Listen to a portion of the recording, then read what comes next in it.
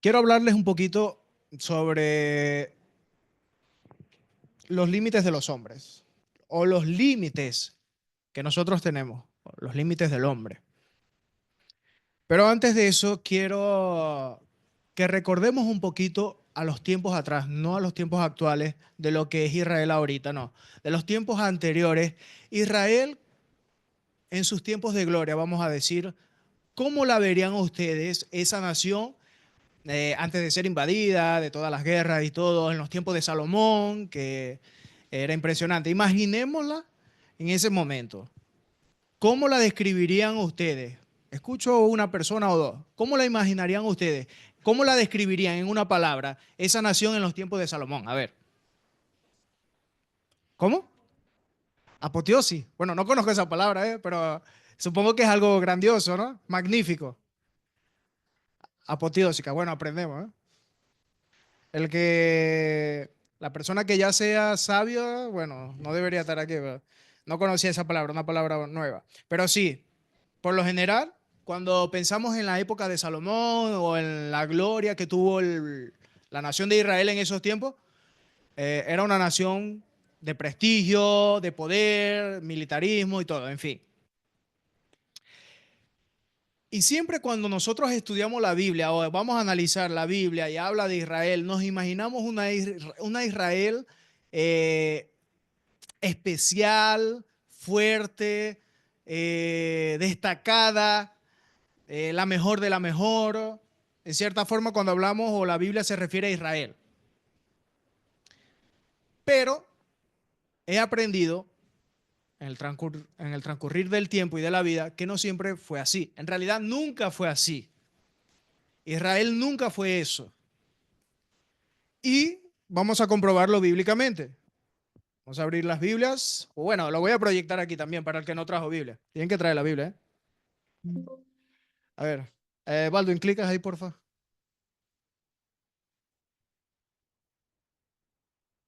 Ah, aquí, vale. Ay, ya. Bueno, a ver, Deuteronomio capítulo 7:7 dice, no por ser vosotros el pueblo más numeroso de todos los pueblos, o sea, había gente, claro, el pueblo de Israel siempre se caracterizó porque era una nación bastante grande. No por ser vosotros el pueblo más numeroso de todos los pueblos, os ha querido Jehová y os ha escogido, pues vosotros eras el más insignificante de todos los pueblos. ¿Por qué lo escogió Dios al pueblo de Israel? No porque eran los que tenían más gente, o porque tal vez eran los más intelectuales, o porque tal vez eran los más formados, o porque tal vez era, qué sé yo, cualquier concepto que ustedes le quieran dar. Dios los escogió porque eran los más insignificantes. Isaías capítulo 41, versículo 14 sigue diciendo, no temas, gusano de Jacob, oh vosotros los pocos de Israel, yo soy tu socorro, dice Jehová, el Santo de Israel es tu redentor. ¿Y cómo Dios nos va a decir gusano? Es fuerte, ¿no? Pero cuando la Biblia habla de gusano, no lo habla en el sentido de que humanamente aquí nosotros, que nosotros por rabia a veces decimos, no, que el gusano es ese, no. Espero que ustedes no, ¿eh? Pero Dios lo describe, la forma de gusano, como algo pequeño, algo insignificante a su vista. ¿Entendieron? Uh, bueno, entonces Israel era considerada por Dios lo más insignificante, lo más pequeño, que lo describió como un gusano, no temas gusano de Jacob, o vosotros los pocos de Israel.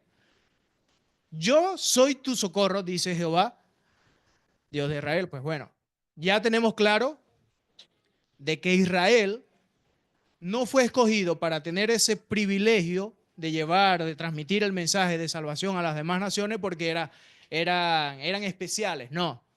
Dios siempre se ha caracterizado por coger lo simple y mostrar su gloria a través de lo simple. Y es por eso que nosotros estamos aquí.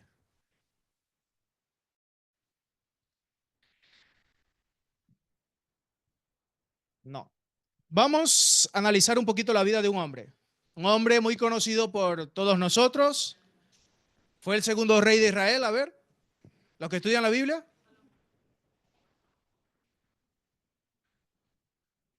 David. El segundo rey de Israel fue el rey David. Vamos a analizar un poquito nada más la vida de él. Bueno, un poquito bastante. Como dice la sobrina de mi esposa, un poquito bastante. El rey David, antes de ser escogido como rey, ¿quién fue el que fue a visitar al rey David? A ver si estudian la Biblia para ungirlo. El rey, el profeta Samuel. No el rey, el profeta Samuel. Cuando Samuel, que él va con su vista de hombre, él llega allá, Dios lo envió, vamos a parafrasearlo, lo voy a parafrasear. Ya todos conocemos la historia, lo voy a parafrasear simplemente para los que no se la saben. Samuel llega allá a la casa de David, lo recibe el papá de David y le dice, ajá, ¿quiénes son tus hijos? Preséntame a tus hijos, que tengo un mensaje especial. Y aparece el primer hijo. Y, oh, ese, grande, fuerte, Dios no se equivoca, ese hombre que está fuerte ahí, ese va a ser el próximo rey de Israel, que nos va a representar. Y Dios dice, no hermano, por ahí no es. Él no es el rey. Pasa el siguiente, bueno, este es más pequeño, pero igual está fuerte. ¿Le dice Dios? No, ese tampoco. Tampoco va a ser el rey. Pasa el siguiente, el siguiente, el siguiente, no. Llega el momento que con sus ojos de humano, Samuel viene y le dice, su forma de ver las cosas humanamente, Samuel le dice, ajá, y no tenéis más hijos, algo que te quede, porque ya no hay más nada y Dios me ha dicho que no. Dios me ha dicho que ninguno de estos son. Ahí el padre, sí, bueno, tengo el más, está por allá cuidando las ovejas, mándalo a llamar, fulano. Y fue, llamó a David, cuando llegó, David llegó, era pequeño tal, era un muchacho, la Biblia lo describe que era simpático, por lo menos era simpático, era flaquito, pequeño, pero era simpático. Y pues bueno, la Biblia lo describe así, y Dios le dice, ese es el hombre, el próximo rey de Israel. Y vamos a buscarlo en la Biblia. Eso lo encontramos en... Disculpen. Bueno, se me perdió la cita, ¿eh? Ya. Primera de Samuel, capítulo 16, verso 7. Esa sí no la voy a reflejar. Primera de Samuel, capítulo 16, versículo 7. ¿Y alguien que sea tan amable que me lo lea, por favor? Sí. Y Jehová respondió a Samuel: no mires a su parecer, ni a lo grande de su estatura, porque yo lo desecho, porque Jehová no mira lo que mira el hombre, pues el hombre mira lo que está delante de sus ojos, pero Jehová mira el corazón. Amén, ¿no? Qué bueno que Jehová mire el corazón, porque si no, la tendríamos complicada muchos de nosotros. Y es algo que nosotros debemos recordar siempre. Dios nos escoge por lo que nosotros tengamos en nuestro corazón. David, tal vez allá cuidando las ovejas, se agarraba la Biblia o recordaba los pergaminos que le eran enseñados en el templo y los recordaba, creaba sus canciones, estudiaba, oraba, aprovechaba el tiempo en medio del trabajo. Y eso nos enseña a nosotros que en el trabajo nosotros también podemos orar o en lo que estemos haciendo, en cualquier parte podemos tener una comunicación, una relación con Dios. O sea, a ver, no hay excusas para decir que no podemos tener una relación con Dios o no hay excusa para decir que, sí, exacto, no tengo tiempo para tener una conexión con Dios. Y lo que quiero resaltar aquí es la relación que David tenía con Dios porque Dios lo escogió a él. Él pudo haber escogido al hermano mayor. Pero el hermano mayor, a pesar de que era alto, fuerte, musculoso y le agradó a los ojos de Samuel, él no tenía una comunión con Dios. A ver, él podría calificar también como rey, pero su corazón no estaba preparado. ¿Están entendiendo lo que quiero decir? De todos los hijos que este hombre tenía, solo uno tenía el corazón preparado que fue al agrado de Dios, porque pudo haber sido uno de los otros también, o por qué no. Pero no lo fue porque no tenía un corazón preparado para ser ese rey de la nación de Israel.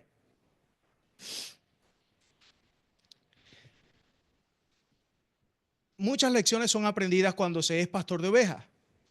Y estuve investigando un poquito cómo funciona el cuidado de las ovejas. Hace mucho tiempo también hablé con un amigo de aquí de la iglesia y estuvimos hablando, compartiendo cómo es el cuidado de las ovejas. Yo le dije algo, él me dijo algo y pues lo voy a traer a compartir aquí con ustedes.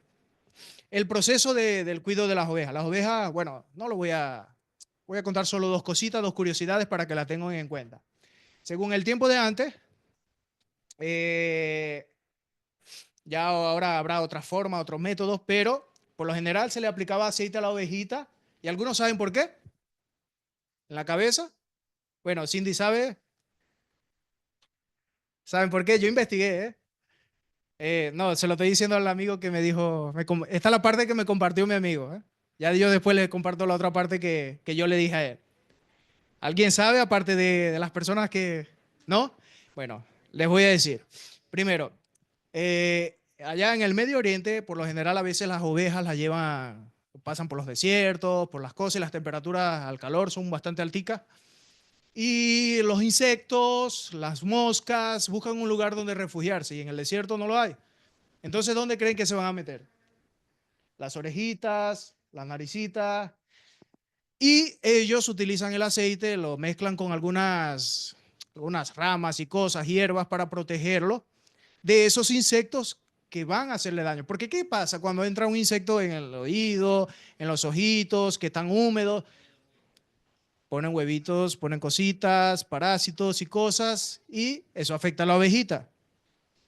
Eso también sirve para prevenir las heridas, porque cuando ellos están en celos, los machos empiezan a luchar y empiezan a golpearse la cabecita. Entonces, para evitar un daño mayor, le echan también aceite y ya de una vez se va curando con las ramitas que le echan, le preparan cositas naturales. Y pues bueno, ese es el objetivo del aceite en la cabeza para la ovejita. ¿Hay un lugar en la Biblia donde dice que Dios nos va a ungir con aceite? ¿Cuál? Salmos 23. ¿Ya están entendiendo por qué Dios dice que va a ungir nuestra cabeza en aceite? ¿Qué nos quiere cuidar Dios? ¿Qué nos quiere decir Dios? ¿Que qué debemos de cuidar? Las avenidas del alma. ¿Qué escucho yo? ¿Qué estoy oyendo yo? ¿Qué estoy permitiendo que entre en las avenidas del alma? De mis ojos, mis oídos, nariz, hablar, todas esas cositas que yo estoy colocando por aquí. Eso es algo para analizar. Y Dios quiere que tengamos cuidado. Dios nos quiere proteger. Otra cosa que yo compartí, bueno, lo que yo compartí con él fue que muy pocos lo hacen. También estuve investigando. Eso ya no es una práctica que se hace ahorita, porque ya hay corrales y cosas. Pero en el tiempo de antes, una de las otras prácticas que había era que cuando había una oveja muy rebelde, pero muy rebelde, que por lo general se salía del rebaño, se escapaba, siempre había una del grupo, ¿no? Una oveja perdida. ¿Qué hacía él? Cuando ya lo tenía hasta aquí, como decimos a veces, ya me tienes hasta aquí, ya sobrepasaste mi límite, el pastor iba, o le hería o le partía una pata. Sí. Le hería una patica o se la partía. Sí.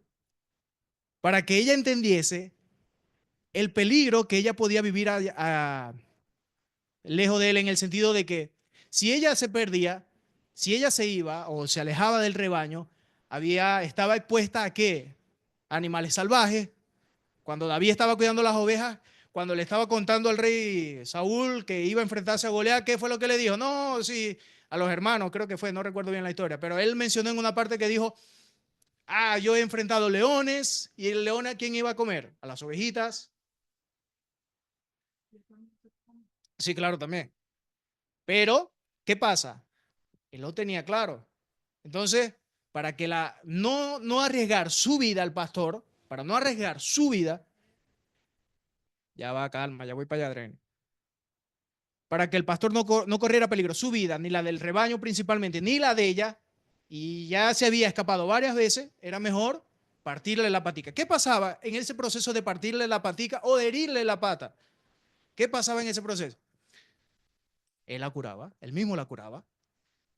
Y la oveja, porque las ovejas son un poquito bruticas, ¿saben?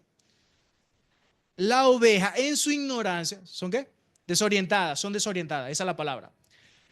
Las ovejas en su desorientación, ellas comenzaban a entender que ellas iban a estar seguras y cuidadas por su pastor.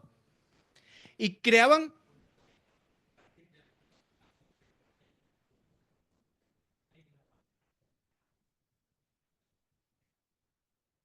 bueno, ya eso es en la actualidad aquí, pero yo estaba hablando de la época, yo estaba hablando de la época anterior.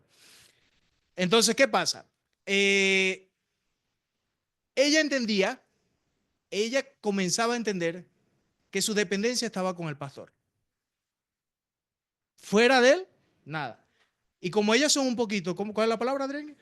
Desorientada, como ellas son un poquito desorientadas, ella comenzaba a entender que su mejor opción era con el pastor. Y cuando ella era curada, a que no saben, estaba más cerca del pastor. Eso es algo alusivo a nuestra vida, ¿sabes? A veces creemos que los problemas, cuando los tenemos en nuestra vida, es eso, problema. Pero el problema cuando a veces llega en nuestra vida es para nosotros poder abrir los ojos y ver arriba que quién es el que nos está cuidando. Sabes que si tú, a veces, si no tenemos problemas en nuestra vida, es una señal de alerta. O estamos teniendo una vida de complacencia en el mundo, o si estamos teniendo los problemas, es porque es necesario en la vida. El problema muchas veces no es solo eso, problema. A veces los problemas, en medio de las crisis, en medio de las dificultades, hay las superaciones, hay las mejoras, hay los cambios de vida, estoy haciendo esto mal, y para eso son los problemas. O cambias algo dentro de ti, o cambia o pasa algo en tu entorno, pero es algo que es para mejorar. Y en la oveja, como no entiende lo que pasa, era para mejorar su vida, para que no la matase un león. Y es algo similar en nuestra vida que nosotros debemos entender. No veamos, lo que quiero decir es que no tenemos que ver muchas veces los problemas como eso, como problemas, como que ya, que estoy cansado, que tal. Claro, nos cansamos, nos agotamos, tal. Pero hay algo que ese problema en parte nos va a beneficiar. Vamos a aprender, siempre aprendemos más.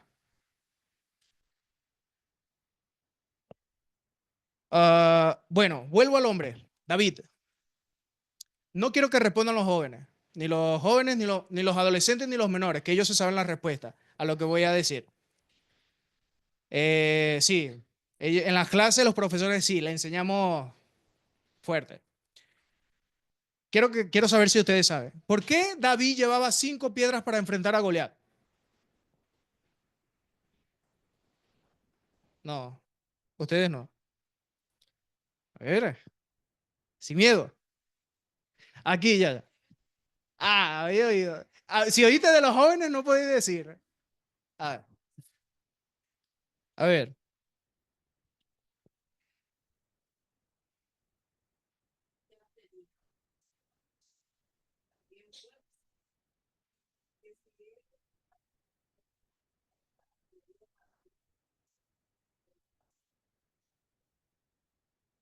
Bueno, te voy a decir algo, ya. Quien te dijo eso tenía razón. Quien pensó que las 5 piedritas que David agarró, no, es que he escuchado por ahí, no, es que Goliat agarró 5 piedritas porque por si fallaba una, tenía las otras ahí. ¿No han escuchado eso por ahí? O no, es que por si las moscas, él se cargó. Pero ¿por qué escogió 5 piedras? La Biblia es exacta. ¿Por qué 5 piedras? Él escogió 5 piedras. Los estudiosos de la Biblia no aseguran que eran hermanos, pero sí que eran familia. Pero David, cuando va a enfrentar a Goliat, no solo había un gigante, habían 4 más detrás de Goliat. Y tenía una piedra para cada uno. Vean la determinación que tenía David, la confianza en Dios. Ese hombre chiquitico que le dijo a Saúl, no me dé armadura, no me dé nada, no me dé nada. Yo voy con lo que tengo y con lo que yo sé. Y miren la habilidad y la destreza que se debe de tener para manejar la onda de David. Colócame el video, por favor, Balvin. Esto es un más o menos. A veces pensamos que es así y la tiró y no. Miren cómo es.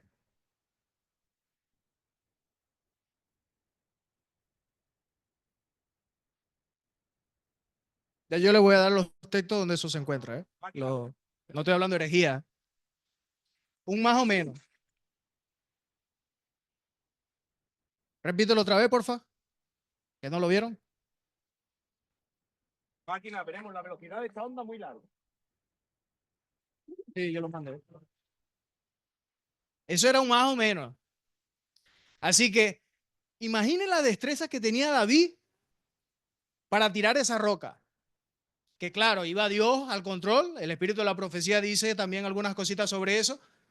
Pero imagínense la destreza que tenía David para lanzar eso. No fue que hizo así. Ah, bueno, voy a ver si le doy o no le doy. No, el hombre practicaba. El hombre tuvo un entrenamiento ahí. Sí, David. El hombre tenía un entrenamiento excelente y una puntería para darle en la frente. Ah, Cristian, ¿dónde se encuentra eso? ¿Quieren saber, sí o no? Bueno, vamos a. No, no es primera de Samuel. Busquemos segunda de Samuel, capítulo 21, y ya les voy a decir los versos. En ese momento ya les voy a explicar qué acontece ahí. Bueno, antes de esos versos, si pueden leer la Biblia, que yo sé que ustedes leen la Biblia en su casa, mentira, o sí. Si leen la Biblia en su casa, pueden ir a unos cuantos capítulos más atrás y pueden ver que en esos momentos Israel está en guerra, como cosa rara. Y en esos momentos de guerra están siendo cercados por el ejército filisteo y otros ejércitos, creo que eran los madianitas, no recuerdo, no recuerdo bien, pero los filisteos seguro que sí. En ese momento van a enfrentarse 4 veces a batalla con los filisteos. Y cada vez que van a enfrentarse a los filisteos, van esos gigantes, esos hermanos de Goliat. Y había otro que se llamaba Goliat también, pero el Goliat del cual venció a David ya estaba muerto. Y se refiere al otro Goliat. Habían dos Goliat, el Goliat que mató al rey David y otro Goliat. Vamos a leerlo. Segunda de Samuel, capítulo 21, versículo 15. Y alguien que por favor me lo lea claro y, y bien, porque lo vamos a analizar un poquito.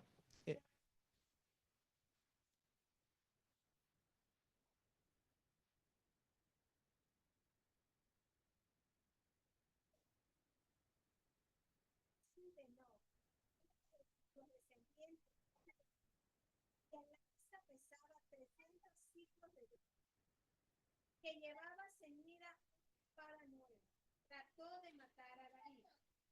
Pero Abisai, hijo de Sarbia, llegó en su ayuda, hirió al filisteo y lo mató. Entonces los hombres de David juraron diciendo: nunca más de aquí en adelante saldrás con nosotros a la batalla, no sea que apagues la lámpara De Israel. El primer gigante, Isbi Benob. Ese fue el primero. Y desde ahí en adelante, el rey David no salió más a batalla, un error gravísimo. No salió más a batalla y por eso cuando está descansando en su casa, de ocioso, no estando al frente de batalla con su pueblo, ¿qué pasó? Ya están entendiendo cómo funcionan las cosas, ¿no? Cuando nosotros nos quedamos, que vamos a hacer un trabajo XY, que la iglesia, no, tengo pereza, voy a quedarme aquí.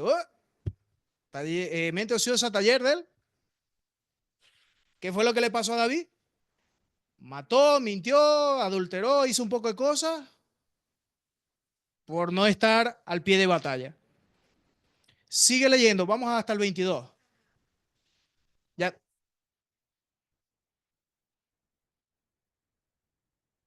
Entonces Sirecar, el Husatita, mató a Saf, quien era uno de los descendientes de los gigantes. Hubo otra vez guerra en Nob contra los filisteos, en la cual Anam, hijo de Jare Orejim de Belén, mató a Goliat, el geteo, cuya lanza tenía el asta tan grande como el rodillo de un telar. Después hubo otra guerra en Gad, donde había un hombre de gran estatura, el cual tenía 12 dedos en las manos y otros 12 en los pies. 24 en total. También él descendía de los gigantes. Este desafió a Israel y lo mató Jonatán, hijo de Simea, hermano de David. Estos 4 eran descendientes de los gigantes de Gad, los cuales cayeron por mano de David y por mano de sus siervos. Los 4 gigantes que faltaban en la historia de las 4 piedritas de David. Entonces, ¿qué les quiero mostrar yo a ustedes? ¿O qué? Yo no, disculpen.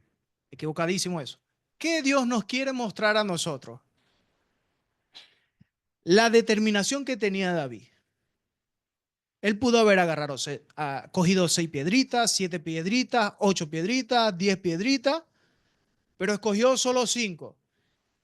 Él sabía que con una armadura no podría vencer a esos gigantes. Dijo, yo voy en el nombre de Dios de los ejércitos, voy con lo que yo tengo, mi onda, mis 5 piedritas del arroyo y en nombre de Dios y que sea lo que Dios quiera. Él sabía que podría morir, pero yo voy con Dios.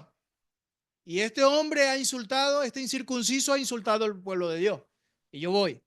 ¿Y qué hizo Dios? Venció ese gigante y venció los otros 4 gigantes, que uno de ellos tenía 12 dedos en 20, bueno, 12 aquí y 12 abajo también. O sea, tenía un dedito de más. Por eso, aparte que era gigante, le dejo de tarea cuánto pesaban las armaduras. No se lo voy a decir todo, estudien la Biblia. A ver.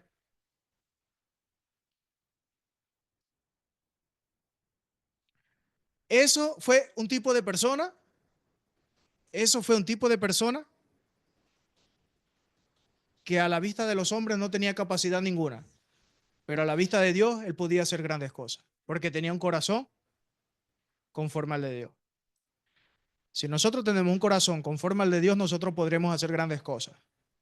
Ahora, si no tenemos el corazón conforme al de Dios, no podremos hacer nada. Un ejemplo muy claro. Vamos a alguien que estuvo bien de cerca cuando Cristo Jesús estuvo aquí en la tierra. Uno de ellos fue Judas. La Biblia dice que Dios le dio el poder a los discípulos, a los 12, cuando ya tenían un tiempito. Dios les dice, vengan acá, vamos a reunirnos. Los llamó y les dijo, voy a darle potestad, voy a darle poder para que echen demonios fuera, curen, en fin, a que hagan milagros. Y dentro de esos 12 en ese momento estaba Judas, y Judas lo podía hacer. Judas hacía milagros, Judas expulsaba demonios, y Dios le dio la autoridad. Cristian, no, ¿dónde dice eso? Vamos a buscarlo en la Biblia. Mateo capítulo 10, versículo 1. Esta sí la leo yo, que la tengo aquí. Mateo capítulo 10, versículo número 1.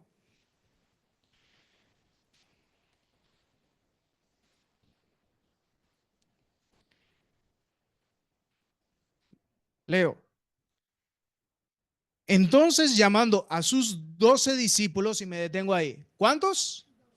12. Ahí estaba Judas, el traidor. Entonces, llamando a sus 12 discípulos, les dio autoridad sobre los espíritus inmundos para que los echasen fuera y para sanar toda enfermedad y toda dolencia. O sea que Judas iba y hacía el ministerio que Jesús mandó. Expulsaba demonios, curaba enfermos, hacía lo que Dios mandaba hacer. Pero no por eso Judas tenía un corazón conforme al de Dios. Y quiero mostrarle a algunas personas que sí tuvieron un corazón conforme al de Dios también, que aunque no entendían lo que hacían, porque tal vez en ese momento no lo entendían, pero confiaron en Dios ciegamente e hicieron cosas grandiosas. Uno de ellos fue Noé. No tenía sentido que Noé construyera un arca en la época, y si estudiamos la Biblia y dice que la gente se reía de él, se burlaba de él, nunca había llovido, en ese tiempo no llovía, en ese tiempo salía un vapor de la tierra y regaba las gramas, y ¿qué es lluvia? ¿Qué es eso? Nunca existe. Es como que le digamos a la gente ahorita, Cristo viene. ¿Qué es eso? Cristo viene. ¿Y para qué va a venir? O sea que, y la gente se ríe. ¿Y qué pasó? Según la historia bíblica, vino un diluvio y murió todas las personas. No tenía sentido que Moisés abriera el mar con un bastón. E incluso el agua no se abrió hasta tanto el agua no le llegara aquí en el pecho, en la cintura. Confiadamente entraron y él fue y abrió con el poder de Dios el mar. Y eso es algo imposible hacerlo. Pero lo hizo, históricamente bíblica hablando. No tenía sentido que Pedro sacara monedas de la boca de un pez. Pedro no tenía ni un eurito en el bolsillo. No tenía nada. Como dicen por ahí, ni un duro. Y agarra un pececito y encuentra. Y, oh, imagínense la felicidad de Pedro. Quebrado y agarra un pececito y le escupe monedita. ¿Quién es posible? ¿Quién hace esas cosas? Ahí les presentamos estas historias a las personas y le decimos, no, eso es casualidad, las casualidades existen, con Dios no hay casualidades. Con Dios no existe la casualidad. Si pasa es porque Dios lo quiso. Y si pasa es porque Dios lo permitió.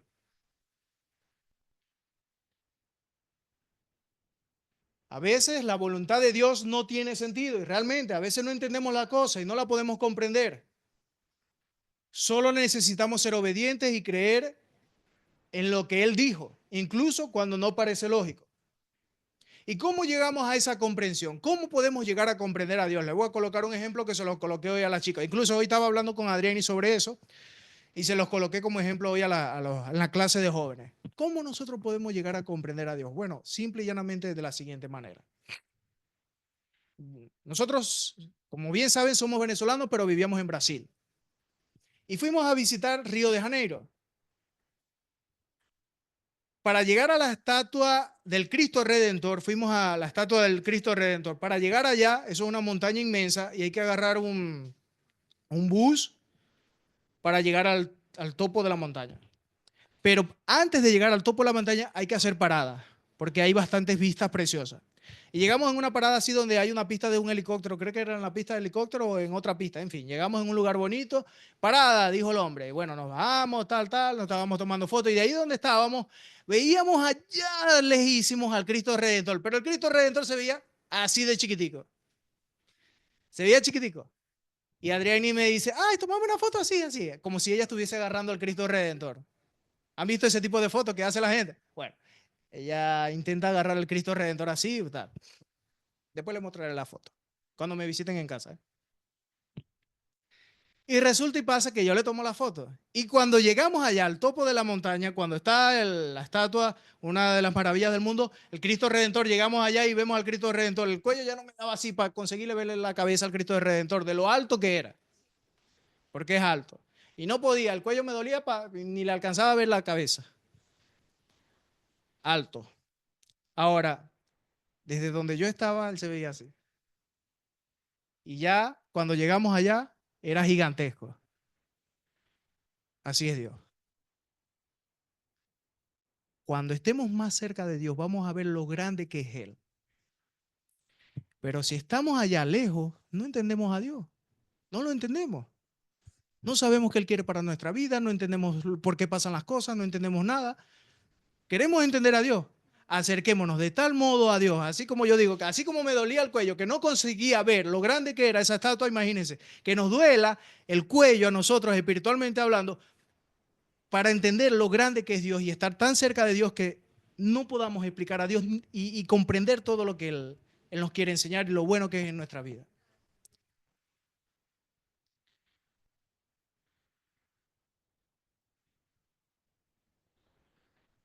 Y aquí recordando lo de Judas, Judas expulsaba demonios, pero no era libre. Judas sabía sobre la libertad, pero estaba aprisionado. Judas conocía el camino, pero prefirió el atajo. Judas conocía la verdad, pero su corazón era mentiroso. A través de lo que Cristo enseñó, Judas pudo haber llevado a personas al cielo o a Cristo, pero no pudo llevarse a sí mismo. Porque la lucha espiritual del yo que él tenía, la ambición al dinero y las cosas egoístas que él sentía eran mayores que su Salvador, que él lo tenía ahí al lado. Judas tenía todo para ser uno de los hombres más importantes de la humanidad, así como lo fueron los otros discípulos. Tenía todo el conocimiento, el acceso y vio cosas de Jesús que tanto queríamos estar allí para ver? ¿Qué no daríamos nosotros para ver algo así? Esos milagros inexplicables a la vista de la ciencia. ¿Qué no daríamos nosotros por ver algo así? Pero lo principal que no tenía, no reconoció quién era Jesús de hecho. No reconoció quién era el que estaba a su lado. Lo magnífico o el mejor regalo que él tenía, prefirió unas monedas venderlo antes que Jesús. Todo el que está conectado en su relación con Dios y se enfoca en el Espíritu, sabe que no es por él, sino para la gracia de Dios, que puede hacer todo. Lo leemos otra vez. Todo el que está conectado en su relación con Dios. Y eso fue lo que entendió David. Y yo siempre digo, David no tenía el canon bíblico aquí, no tenía los libros de la Biblia, no los tenía. Él para entender o comprender y estudiar la Biblia, él tenía que ir a la sinagoga. Y tenía que en lo posible aprenderse algunos versos y repetirlos. Y era así que estudiaban la Biblia. No tenemos la Biblia como la tenemos nosotros, que a veces ni la leemos. Y él tenía una relación con Dios, lo repetía, analizaba, meditaba, oraba y se enfocaba en el Espíritu. Sabe que no es por él. La persona que es dependiente de Dios, que tiene una relación, sabe que no es por sus medios ni por nada de lo que nosotros hagamos, que no es de nosotros, eso viene de Dios, sino que es por la gracia de Dios que se puede hacer todo. Y David lo comprendía, que por la gracia de Dios se podía hacer todo, se podrían hacer milagros. Ahora, ya los milagros y esas cosas las hemos leído en la Biblia, las hemos analizado. ¿Y si no acontece en nuestra vida hoy en día un milagro? ¿Será que yo todavía serviré a Dios? ¿Y si Dios no me da lo que yo quiero, será que yo todavía serviré a Dios? Quien tenga una relación con Dios va a llegar al punto de entender de que Dios es Dios. Y con bendición o sin bendición, yo alabo a Dios. Habacuc capítulo 3, versículos 17 y 18.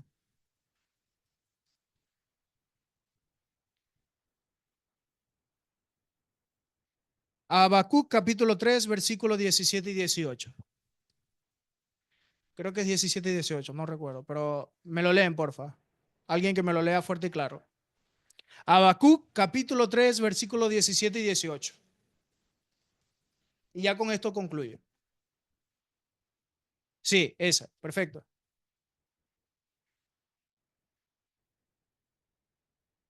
Es parte producto del polvo, y los labrados no tienen mantenimiento. Aunque las ovejas sean quitadas de la mata, y no haya vaca en los corrales, con todo yo me alegraré en Jehová. Me gozaré en el Dios de mi salvación. Amén. ¿A quién no le gusta que va al campo y si digamos que todos tenemos tierras y estamos sembrando uvas? ¿A quién no nos gusta que el fruto de la vid no dé uva? O que algo que hayamos hecho con mucho trabajo o esfuerzo no dé fruto. O que nuestra empresa vaya bien, o que nuestro trabajo vaya bien, o que todo lo que hagamos que nos vaya bien. ¿A quién no le gusta eso? Pero Habacuc nos enseña, y refiriéndose al tiempo, que aunque falte el ganado, aunque falte la vid, aunque falte aquello, aunque falte esto, yo se lo puedo repetir en el tiempo de hoy. Habacuc no está aquí, pero si estuviera dijera, aunque te falte un teléfono, aunque te falte trabajo, aunque te falte coche, aunque te falte casa, aunque te falten amigos, aún así yo alabo a Dios. Aunque te falte algo a ti en esta vida hoy y tú tengas una relación con Dios, nosotros siempre alabaremos a Dios, porque nuestra fuerza no está en las cosas de este mundo, lo material, en los amigos, nuestra fuerza la da Dios. Y yo siempre le digo a los muchachos en la clase, el cristiano se caracteriza por algo que es, que la persona que no cree en Dios, y es lo siguiente, cuando a una persona que no cree en Dios tiene problemas y dificultades en su vida o muere en depresión o su vida se va a la basura, Pero cuando un cristiano que está sostenido por Dios, uno también siente las mismas cosas, los mismos problemas, las mismas dificultades, pero la diferencia es que como Dios nos sostiene, creemos que va a pasar algo mejor, o vamos a mejorar, o vamos a resolver, o el cristiano siempre mantiene una actitud positiva porque sabemos que las cosas que pasan en nuestro entorno no dependen de manos humanas, ni de personas, ni de hombres, ni nada. Y somos dependientes y enteramente dependientes de Dios. Y David lo entendía. Judas no lo entendió. Y eso es algo que nosotros debemos de tener claro hoy y siempre. Que con mucho adoramos, con poco adoramos. En cualquier situación adoramos. El punto es, ¿cuál es mi relación con Dios?